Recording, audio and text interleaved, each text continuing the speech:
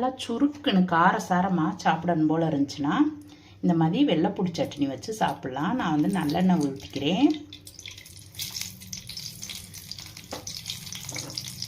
எண்ணெய் சூடாயிருச்சு. இப்போ வந்து நான் வந்து வெள்ளைப்பூடை உரித்து சின்னதாக நறுக்கி வச்சுருக்கேன். அதை போட்டுக்கலாம். எனக்கு வந்து ஒரு ஆளுக்கு மட்டும் வைக்கிறதுனால ஒரு கைப்பிடி அளவு போடுறேன்.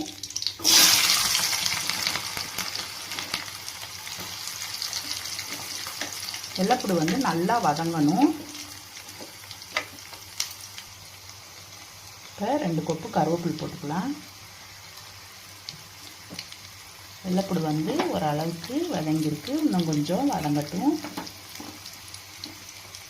அடுப்பை வந்து சிம்லேயே வச்சுக்கலாம். ஏன்னா கொஞ்சமாக வைக்கிறனால சீக்கிரமாக கருகி போயிடும். அதனால் சிம்மில் வச்சே வதக்கலாம். கொஞ்சம் வெள்ளைப்பூடை வந்து இந்த உரலில் போட்டு நல்லா இடித்து வச்சுருக்கேன். அதையும் அள்ளி போட்டுக்கணும். இப்போ வந்து இடித்து வச்ச பூண்டையுமே அதிலே போட்டுக்கலாம்.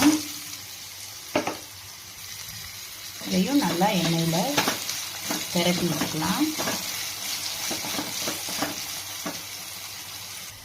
நான் வந்து இவ்வளவு புளியை வந்து ஊற போட்டு வச்சுருக்கேன். இதை வந்து நல்லா பிணைஞ்சிட்டு சக்கையெல்லாம் எடுத்துட்டு தண்ணியை மட்டும் இப்போ நம்ம அதில் ஊற்றி விட்டுக்கிறணும். புளியிலே கொஞ்சம் வெள்ளைப்பூடு நல்லா வெந்துடும் புளி தண்ணியிலேயும். அப்போ வெள்ளைப்பூடு வந்து கொஞ்சம் காரிக்கிட்டு இருக்கும். அந்த காராமல் புளியோட டேஸ்ட்டும் சேர்ந்து நல்லாயிருக்கும்.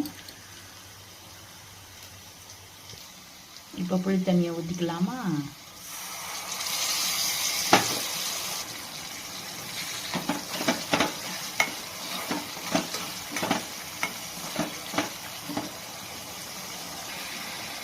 இப்போ வந்து தூள் உப்பு போட்டுக்கிறேன். நல்லா எண்ணெய் பிரிஞ்சு வந்துடுச்சு. இப்போ வந்து பூண்டு துவையில் வந்து இன்னும் டேஸ்ட்டை கூட்டுறதுக்கு வந்து சாம்பார் பொடி, மல்லிப்பொடி, மிளகா பொடி இப்போ வந்து கொஞ்சமாக தண்ணி விட்டு ஊற்றிக்கலாம். இது இந்த மசாலா பொடியெல்லாம் அப்படியே அலசி இதில் ஊற்றிக்கலாம்.